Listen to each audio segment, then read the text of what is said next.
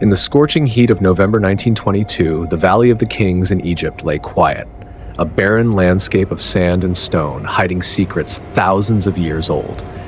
The renowned archaeologist Howard Carter and his team had spent months searching, fruitlessly, scouring the valley with little hope of unearthing anything new. But just as spirits waned, an assistant stumbled upon a set of steps buried beneath the sands. Excitement buzzed through the team. Could this be the legendary lost tomb of the boy king, Tutankhamun? As the crew descended, the air grew thick with an eerie silence, broken only by the crunch of footsteps on ancient stone. They reached a sealed door adorned with faint hieroglyphics, whispers from a forgotten past. With reverent care, Carter and his team pushed open the door, revealing a darkened passage that led deeper into the tomb. In those moments, they were no longer mere explorers. They had crossed into a world untouched by daylight for over 3,000 years. When Carter finally broke through to the inner chamber, he could scarcely believe his eyes.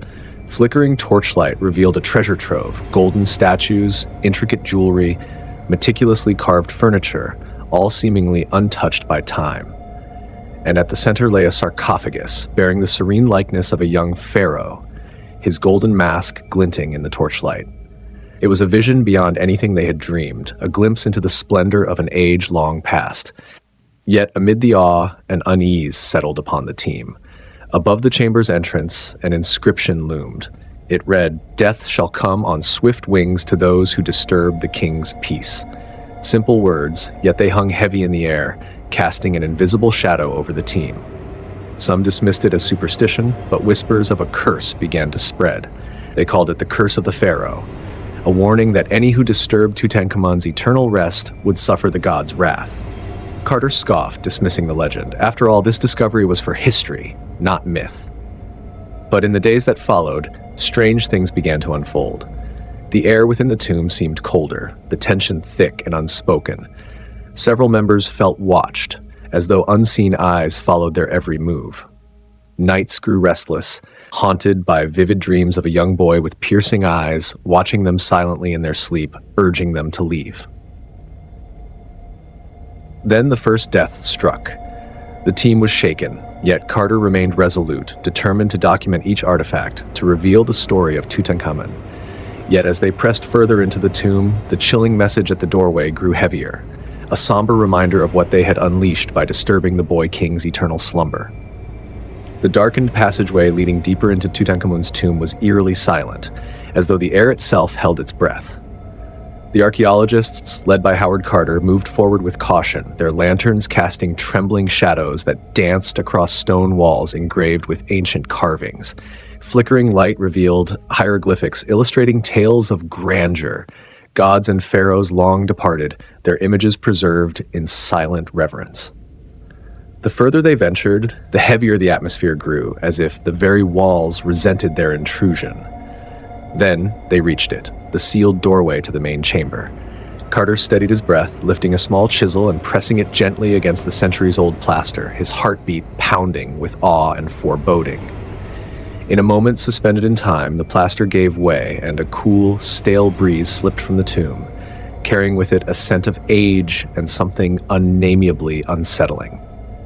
Raising a candle to peer into the shadows beyond the cracked door, Carter murmured words that would echo through the ages. "I see wonderful things." Before him stretched a chamber overflowing with treasures, golden statues, finely crafted jewelry, and chariots adorned with gemstones.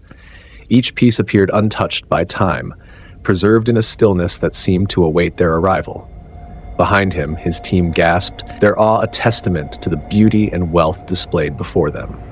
This was no ordinary burial site. It was a shrine to a young pharaoh whose legacy had somehow defied time's grasp. With meticulous care, the team began cataloging and preserving every artifact in the chamber. Excitement filled the air, a near-manic exhilaration at unearthing such a rare find. Yet beneath the surface of their fervor, a quiet unease began to seep in, an undercurrent of discomfort that slipped into the thoughts of each team member as they journeyed deeper into the tomb. Days passed, and a restlessness grew among the workers. Rumors drifted between them, fueled by a grim inscription found at the tomb's entrance. Death shall come on swift wings to those who disturb the king's peace. While many dismissed it as mere superstition, a few of the local workers hesitated, claiming they felt an unseen presence guarding the tomb. Carter laughed off the warnings as mere folklore and urged his team to stay focused on the work at hand. Then, the first death occurred. The victim was a young assistant named Ahmed, a quiet and dedicated worker who had played a vital role in handling the tomb's delicate artifacts. Ahmed had been captivated by the tomb's beauty, often lingering late to continue cataloging items. One evening, while working alone in the chamber, a wave of dread washed over him. His skin grew cold, his heart pounded, and an icy chill crept down his spine, as if unseen eyes were watching him. He looked around, but saw nothing. Brushing off the feeling, he resumed his work, only to be struck by an overwhelming nausea and a throbbing headache. The next day, Ahmed did not report for work. The team found him in his quarters, pale and lifeless. The local doctor attributed it to a fever, a natural death, they said. But to those working in the tomb, it was anything but ordinary. Whispers of the Pharaoh's curse circulated through the camp, warning of death to anyone who dared defile the king's resting place. As days passed, more strange occurrences began to plague the team. One of the senior archaeologists complained of hearing faint whispers in the tomb, voices speaking in a language he could not understand. A photographer, tasked with capturing the treasures on film, found his equipment malfunctioning again and again. And when he finally managed to take a photo, shadows appeared where none should be, vague human-like figures hovering close to the artifacts.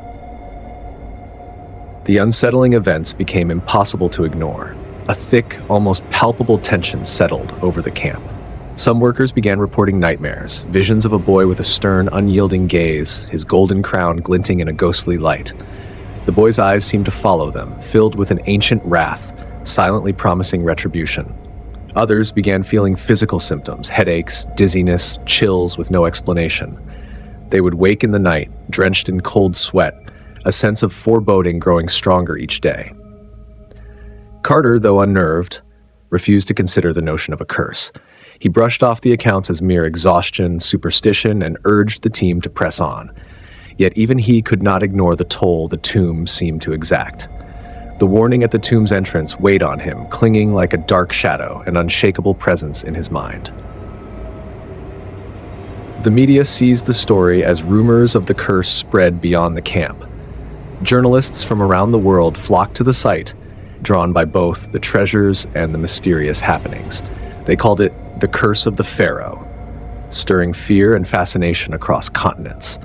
Stories of other cursed tombs surfaced, tales of archaeologists who had vanished or met untimely deaths after disturbing the dead.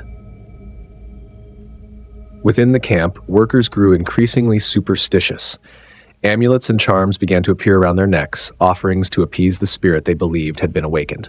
A heavy air of dread filled every meal, every conversation.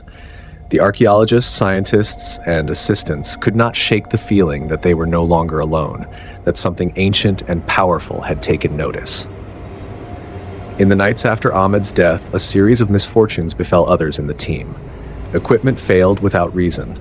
Lights flickered, casting long, ominous shadows on the tent walls.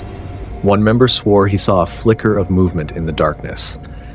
A fleeting vision of a figure in golden regalia, watching from the shadows, only to vanish as quickly as it appeared.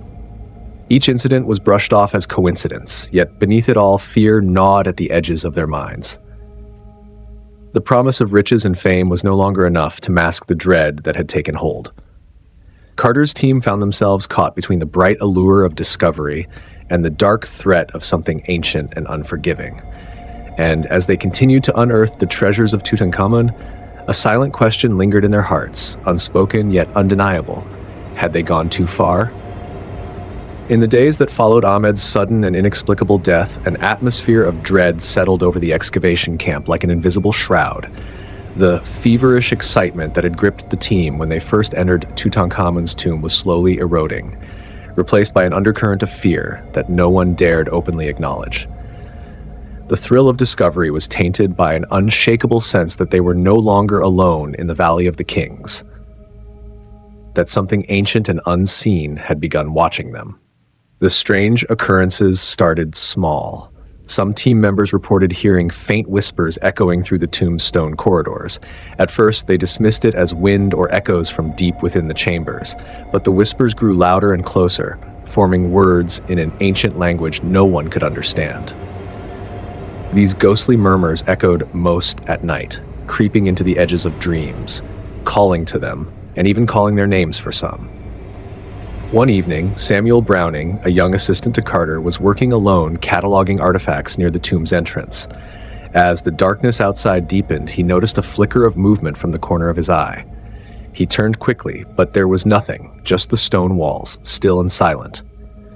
Uneasy, he resumed his work, telling himself it was just his imagination.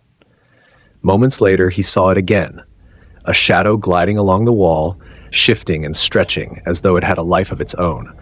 Browning froze, his breath catching in his throat, and he could feel a chill creeping up his spine.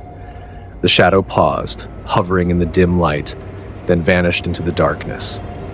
By morning, Browning was pale and visibly shaken. He recounted his experience to his colleagues, who listened with disbelief and apprehension. Howard Carter brushed off his account, insisting that exhaustion and stress clouded everyone's minds. "We've been working ourselves to the bone," Carter said sternly. "It's normal to start seeing things when you're as tired as we are. The only spirits here are the ones in your head." But the tension only grew worse. Over the following nights, more team members began experiencing strange visions and feelings of being watched. Shadows moved when no one was there, and darkened corners seemed to pulse with life. Whispers flitted through the air, impossible to trace, and a cold draft seemed to linger near the tomb, chilling the very bones of anyone who ventured close. Some even heard footsteps pacing around the tents at night, though no one could find the source. Then, the dreams began. Several team members reported the same eerie vision, a young boy dressed in golden finery, his eyes cold and unforgiving, staring at them with an intensity that made their skin crawl. In the dreams, he was silent, his gaze filled with the weight of centuries, as though he were judging them, weighing their worth. For some, the boy reached out a hand, his fingers pale and skeletal, his expression grim and accusing. They would wake in terror, drenched in sweat, the image of the young pharaoh seared into their minds. By the end of the week, another member of the team, Dr. Michael Grayson, a respected Egyptologist, was found dead in his tent. His face was frozen in sheer terror, his eyes wide and staring into an unseen horror.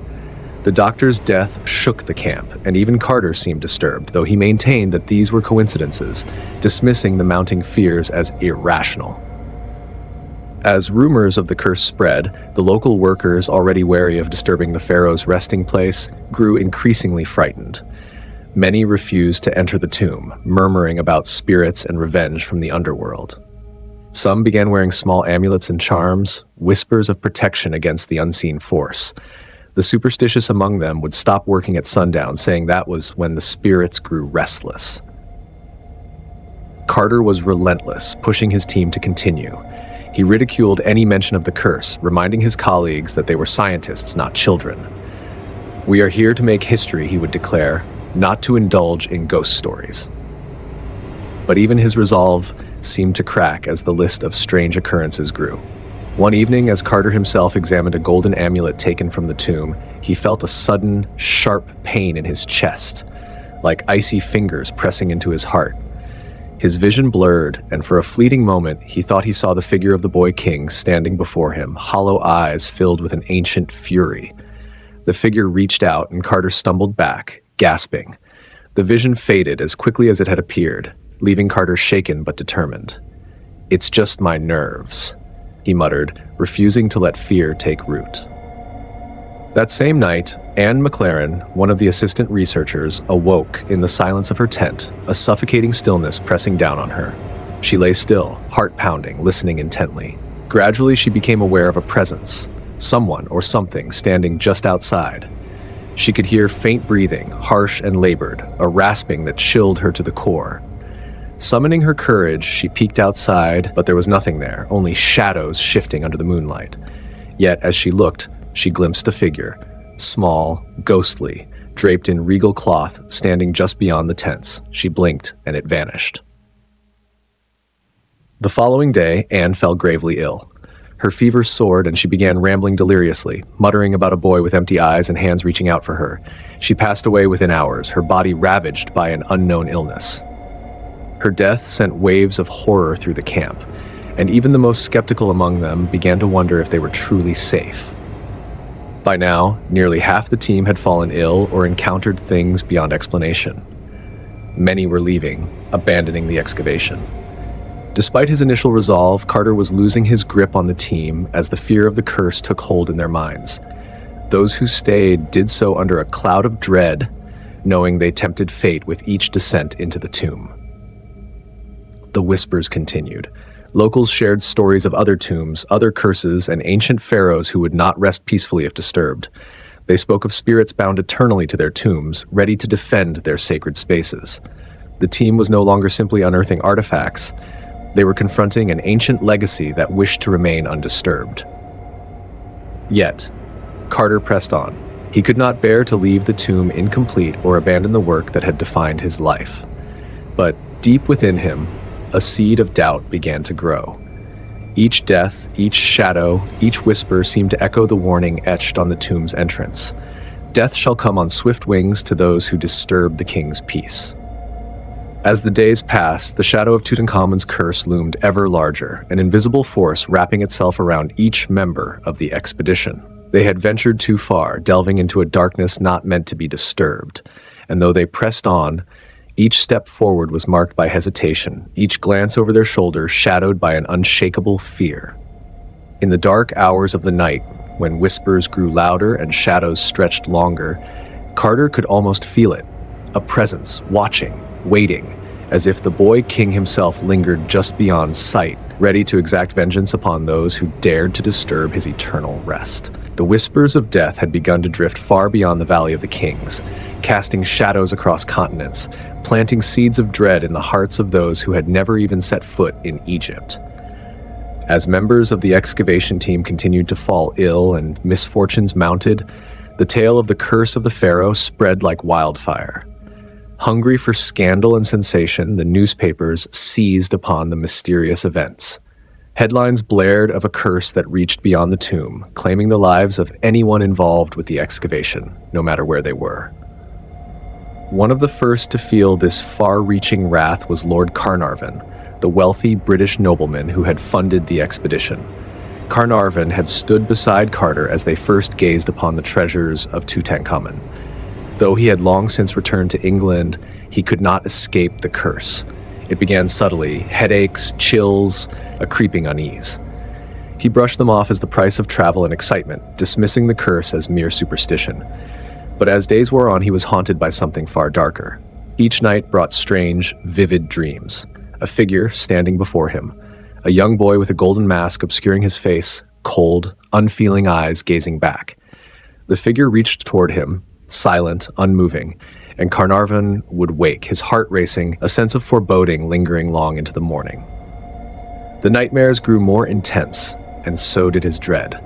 A chill seemed to seep from the walls of his home, a coldness that nothing could dispel.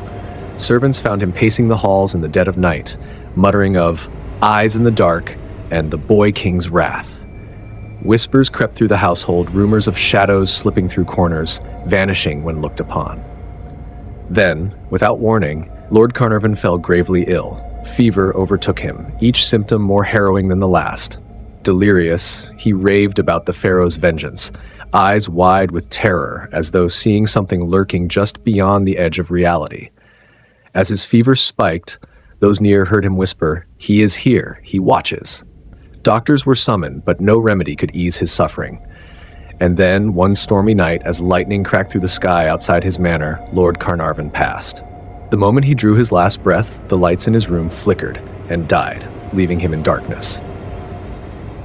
News of Carnarvon's death sent shockwaves across the world. Journalists captured every eerie detail, the unexplained power outage, the strange nature of his illness. Rumors spread that a wound on Carnarvon's cheek mirrored a scar on Tutankhamun's mummy, fueling speculation that the curse was real, a vengeful pharaoh striking from beyond the grave to claim those who disturbed his rest. Fear spread like a contagion. Letters flooded Carter's camp in Egypt, filled with warnings, pleas, and accusations. People claimed that ancient gods were punishing them, that Tutankhamun's spirit had been unleashed to reclaim what was his. Scholars and spiritualists debated the curse's legitimacy, yet no one could deny the pattern of ominous coincidences mounting with each passing day. Meanwhile, other members of the expedition began experiencing unexplained phenomena upon returning home.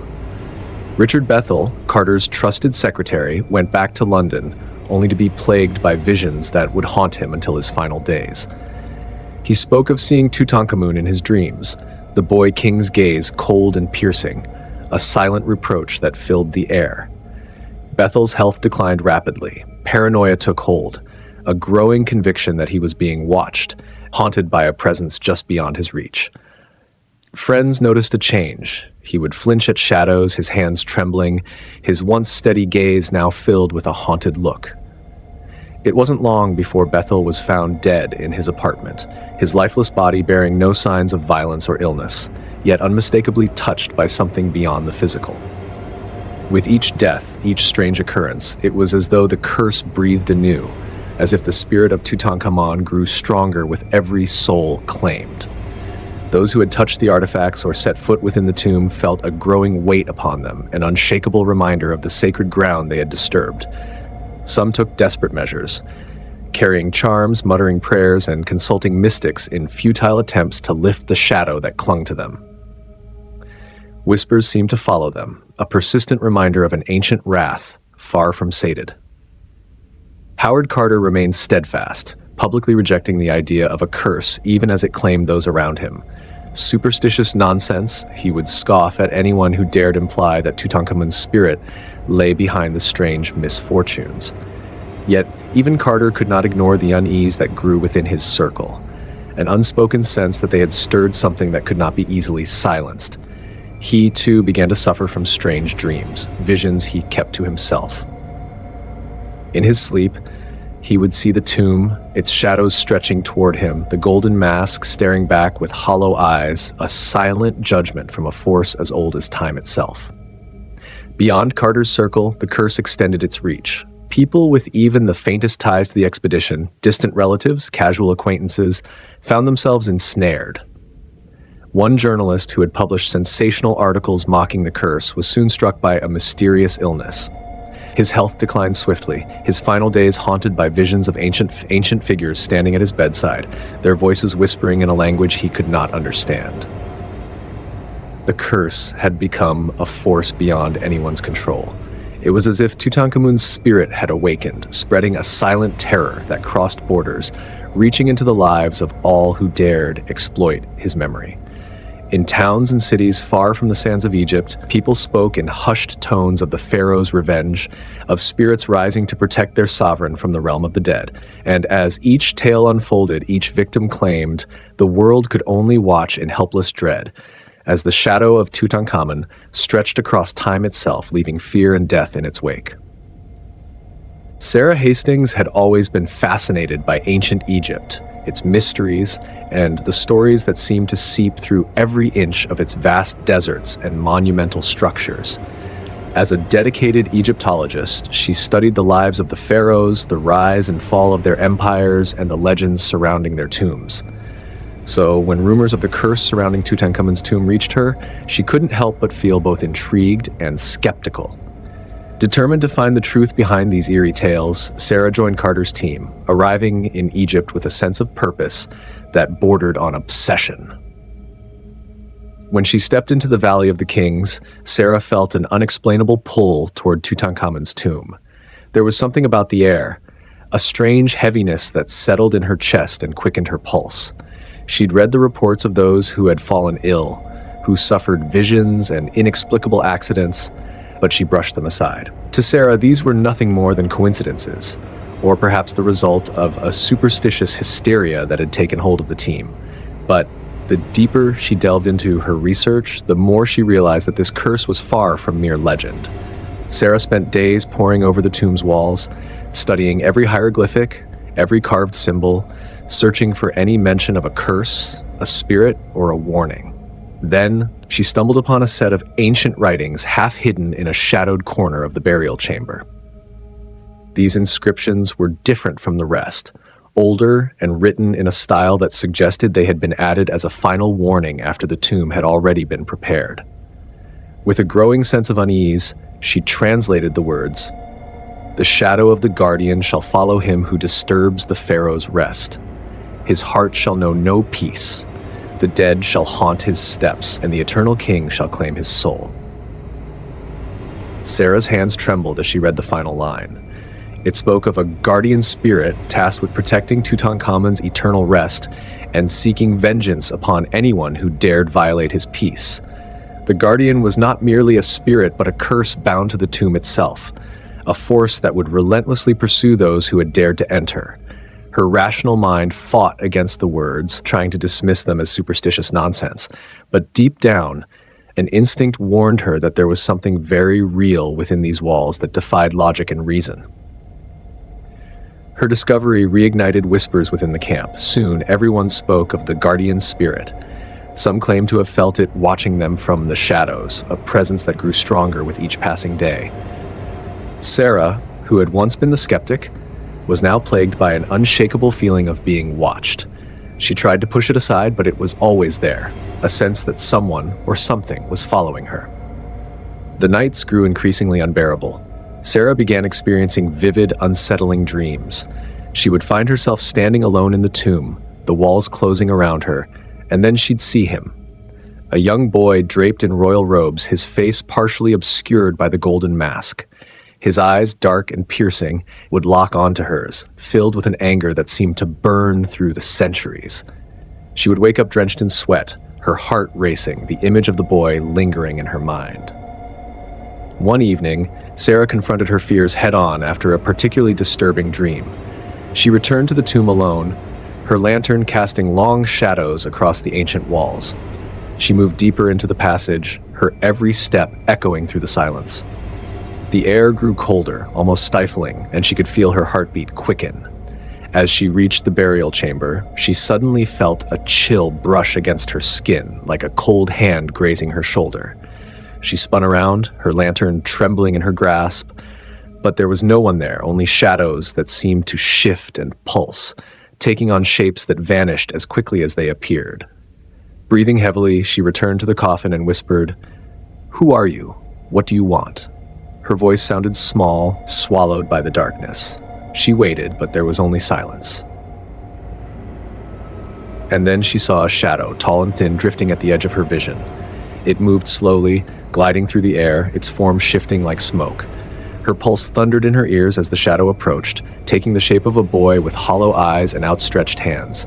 His gaze was filled with sorrow, endless sorrow and rage, as if he bore the weight of countless betrayals. Sarah stumbled back, her heart racing, but her feet felt rooted. When she blinked, the figure was gone, but the feeling of dread lingered. It followed her out of the tomb, hovering just beyond sight, a presence she could feel but not see.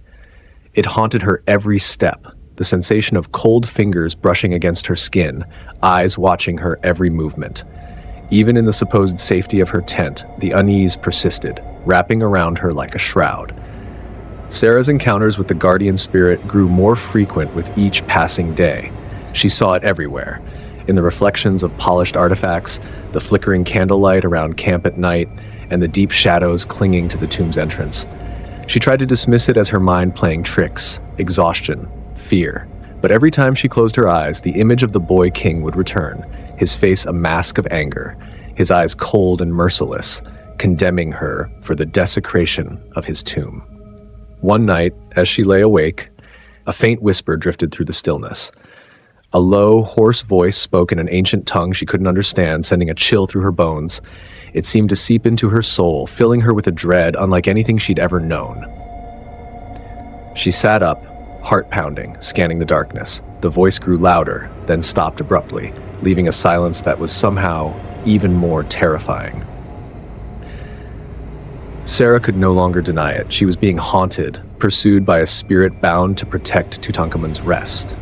The guardian spirit was real and relentless, and it would not stop until it had exacted vengeance on all who had dared enter the tomb. She felt trapped, helpless, bound to a fate beyond her control. For the first time, she felt the weight of the curse pressing down, a force as ancient as the sands of Egypt, as relentless as time. Desperate to escape the curse, Sarah sought any knowledge that might help her understand the guardian spirit. She pored over ancient texts, consulted local historians, and sought the counsel of mystics, each warning her of the dangers of angering the dead. Yet, every answer only led to more questions, every path to the same grim conclusion. Those who disturbed the pharaoh's peace would never find peace themselves. As days wore on, Sarah felt herself unraveling. The line between the real and the supernatural blurred, each shadow, each sound, pulling her further into a world she could not escape. With cold certainty, she realized there was no reasoning with the spirit that pursued her. The guardian of Tutankhamun was eternal, a force that would follow her across deserts, continents, even lifetimes if needed. The young pharaoh had been disturbed, and his guardian would not rest until every intruder had paid the price. And as she lay awake in her tent, the whispers began again, filling the silence with their ancient warnings, promising that her time, too, would come. As the days passed, Sarah Hastings' determination to uncover the truth behind the curse of Tutankhamun's tomb began to take a heavy toll on her mind.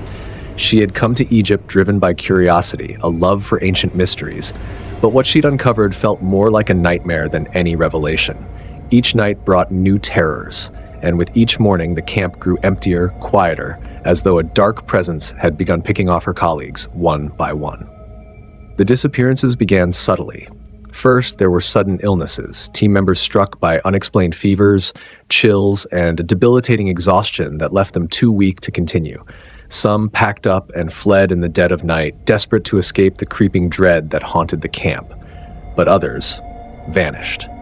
There were no goodbyes, no explanations, just empty tents, belongings left scattered as though they'd been taken mid-thought.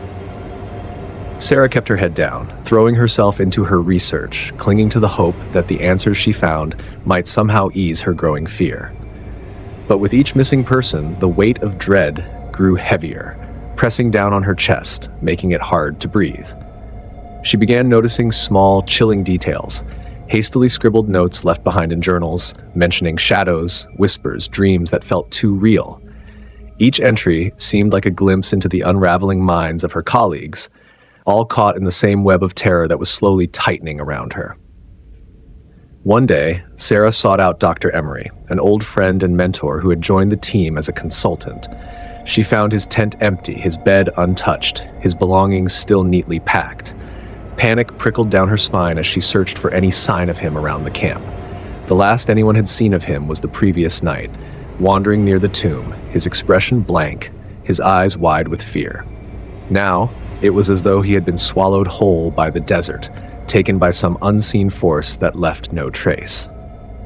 Sarah felt herself slipping into despair. She wanted to believe in a rational explanation that her colleagues had left quietly. But deep down, she knew better. There was an ancient, malicious presence here, growing bolder. The curse seemed to feed on their fear, gaining strength with each soul it claimed. Sleep became impossible. Every night, as Sarah lay in her tent, she heard whispers, voices in a language she didn't understand, coming from all around. Shadows at the edges of her tent flickered and shifted, as though something lurked just out of sight, watching her, waiting. Visions of Tutankhamun's face haunted her, his dark, unforgiving eyes following her into every corner of her mind. In her dreams, he would reach out, his hands cold as ice, his expression filled with eternal resentment. Despite the terror clawing at her sanity, Sarah pressed on with her investigation. She knew that if she didn't uncover the truth behind this curse, her fate would be sealed, just like the others. She pored over ancient texts, meticulously deciphering hieroglyphs, consulting locals who held on to the old legends. The tales she uncovered were grim, stories of a keeper of the dead, a spirit bound to Tutankhamun's tomb, destined to avenge any intrusion. The legends spoke of a relentless spirit, one that would pursue its victims across continents and generations, until every intruder had paid with their life. The horror weighed on her like a stone. Each moment she spent within the valley felt like an invitation to death. She felt watched, not only by the shadows, but by something darker, something pressing in on her whenever she dared venture too close to the tomb. But she could not bring herself to leave. She was desperate for answers, even if it meant confronting the unknown. One night, alone in her tent, Sarah was studying her notes by the dim glow of a lantern when she felt the temperature drop suddenly. Her breath fogged in the air, and an icy dread crawled over her skin. Slowly, she looked up, and in the dim light, she saw a shadow flickering at the edge of her tent. A figure, small and still, standing just beyond the thin canvas. Her heart stopped, her body frozen as the shape shifted, becoming clearer, more defined. She could see his face now, young and severe, his eyes fixed on her with a silent fury that seemed to burn through the darkness. An inexplicable pull tugged at her, urging her to go to him, to step outside and confront whatever waited beyond the tent walls. Her hand reached out, fingertips brushing the tent's fabric. But she stopped herself, fear rooting her in place. The shadow lingered for a moment, then slowly faded into the night. The air around her warmed, but the chill in her bones remained, an icy reminder of what she had just witnessed. Sarah could no longer deny it. The curse was real, and it was closing in. The ancient Pharaoh's wrath had awakened, and it would not rest until every last intruder was claimed. She felt the weight of her choice pressing down on her. To stay was to risk death, but to leave would be to abandon everything she had fought for. She was caught, torn between her fear and her duty, between the urge to survive and the irresistible pull of the unknown. As she lay awake that night, eyes wide in the darkness, Sarah felt the approach of something inevitable. Her mind spun with questions and fears, her body tense with the knowledge that she was no longer alone in the desert. Something ancient and furious was stalking her, creeping ever closer, and she knew, with a chilling certainty, that the next time she saw those cold, unyielding eyes, she might not live to tell the tale. Sarah had finally discovered what she believed to be the key to breaking the curse: the artifacts. After hours of fevered research, she stumbled upon a long-forgotten legend, a story whispered by the locals of ancient Egypt. It was said that the pharaoh's spirit could only find rest if all the treasures taken from his tomb were returned to their rightful place. Only by restoring the balance could the guardian spirit be appeased, ending the wrath that had taken so many lives. Driven by equal parts hope and desperation, Sarah gathered the artifacts she could find that had been removed from Tutankhamun's tomb. Her hands trembled as she held each piece, feeling the weight of ancient history and the fear that had consumed her for weeks. She had to act quickly. The curse felt stronger with each passing day, tightening its grip, and she knew that the longer she waited, the closer she came to meeting the same fate as her colleagues. Under the cover of night, she entered the tomb alone, the faint glow of her lantern casting eerie shadows on the walls. Each step felt like a journey deeper into her fate. Her heartbeat echoing in her ears. The silence was suffocating, but she clutched the artifacts to her chest, almost as though they were whispering to her, calling her forward, urging her to restore what had been wrongfully taken. As she neared the innermost chamber, strange visions clouded her mind. The air grew thick, a sense of disorientation washing over her. She saw flickers of movement at the edge of her vision, shadows twisting, bending, forming shapes that seemed both real and unreal. Her surroundings blurred, the tomb shifting and turning and she felt as though she were walking between worlds, caught in a space where the dead still roamed. In a flash, the chamber around her transformed.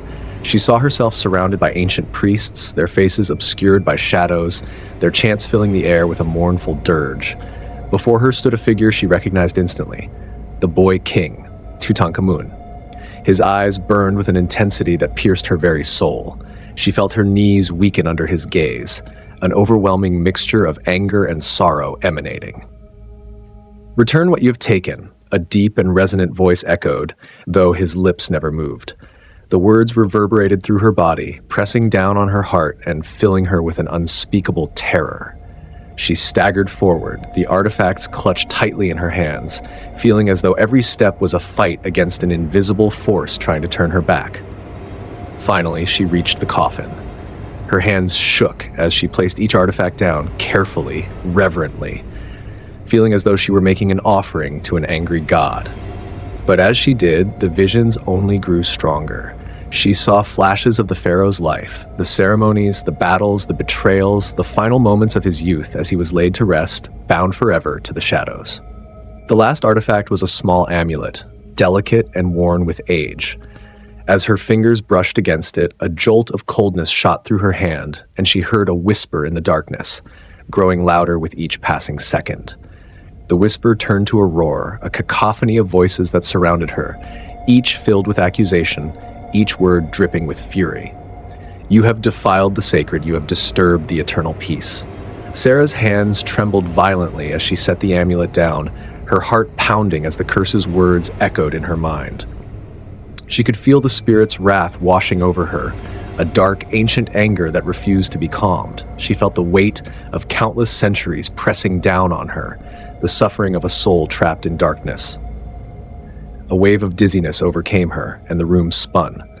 The shadows seemed to merge into the shape of the pharaoh himself, his face now a mask of rage.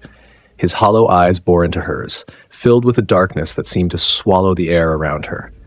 She felt herself pulled into those eyes, into an endless, cold, and unforgiving void. Desperation clawed at her mind. She hoped returning the artifacts would break the curse and release her from this nightmare. But the curse's grip remained strong, an unrelenting force that held her in place, refusing to let her go.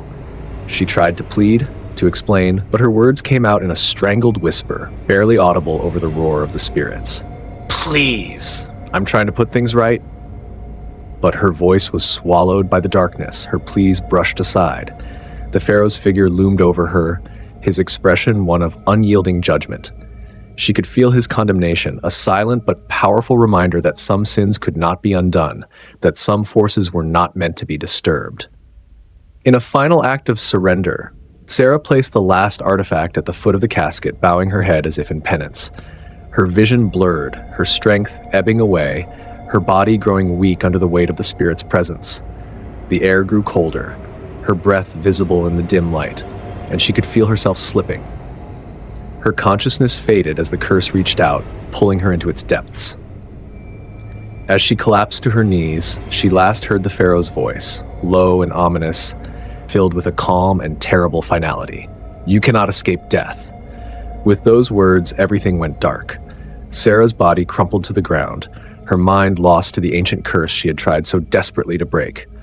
The tomb fell silent again, the artifacts returned, and the pharaoh's rest restored.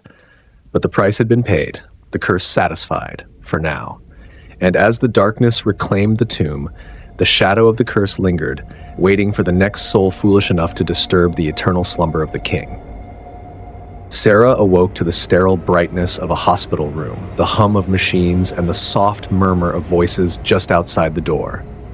Disoriented, she blinked at the ceiling, trying to decipher where she was and how she had gotten there. Her body felt heavy and drained, as though a great weight had been lifted but had left a shadow in its wake. Doctors and nurses moved around her, but their faces seemed blurred, like figures in a fog. Her mind was a blank slate, her memories hazy and fractured, slipping away whenever she tried to grasp them. Bits and pieces of her journey lingered at the edges of her mind, moments of terror and awe, but whenever she tried to recall them, an overwhelming sense of dread would rise, stopping her cold. The faces of her colleagues, fragments of ancient symbols, the touch of stone and shadows, all appeared like fleeting images in a darkened room, refusing to reveal themselves fully. It was as if her memory of the tomb was shrouded by an invisible force, a veil that would not lift. The doctors explained that she had been found near the Valley of the Kings, unconscious and dehydrated, and had been transported to the nearest hospital. She was lucky, they told her, to have survived the extreme conditions, but they could not explain her fractured memory. Trauma, they said, could do strange things to the mind, erasing the most painful experiences and leaving only fragments behind. They urged her to rest and recover and assured her that her memories might return over time. But as the days passed, Sarah wasn't sure she wanted them to. Despite her amnesia, a lingering unease haunted her. She couldn't shake the feeling of being watched, eyes following her from the shadows, silent and unrelenting. At night, as she drifted into sleep, she would wander through endless stone corridors, the walls etched with ancient hieroglyphs that seemed to shift and writhe under her gaze. And always, somewhere in the distance, was the faint outline of a figure. A young boy draped in royal finery, his face obscured by shadows. No matter how fast she ran, he was always there, watching her, waiting. Each morning, she awoke drenched in sweat, her heart pounding with an unnamed terror. She tried to dismiss these dreams as remnants of the trauma she could not remember, echoes of a curse she no longer believed in. But deep down, a whisper of doubt remained. She couldn't shake the sense that some part of the tomb of Tutankhamun himself had followed her back, a shadow that lingered just beyond the edge of her consciousness. In the quiet of her hospital room, as she lay awake at night, Sarah would sometimes hear a faint whisper, a voice that seemed to drift from far away, carrying a timeless warning. It was the voice of the Pharaoh, distant yet ever present, a reminder that some things were meant to remain undisturbed. And as she lay in the darkness, her mind would drift back to the words she could barely remember, to the weight of an ancient curse that had touched her life and refused to let go. She realized that the curse had never truly been lifted. It was simply waiting, eternal and patient, ready for the next soul foolish enough to disturb the silence of the tomb.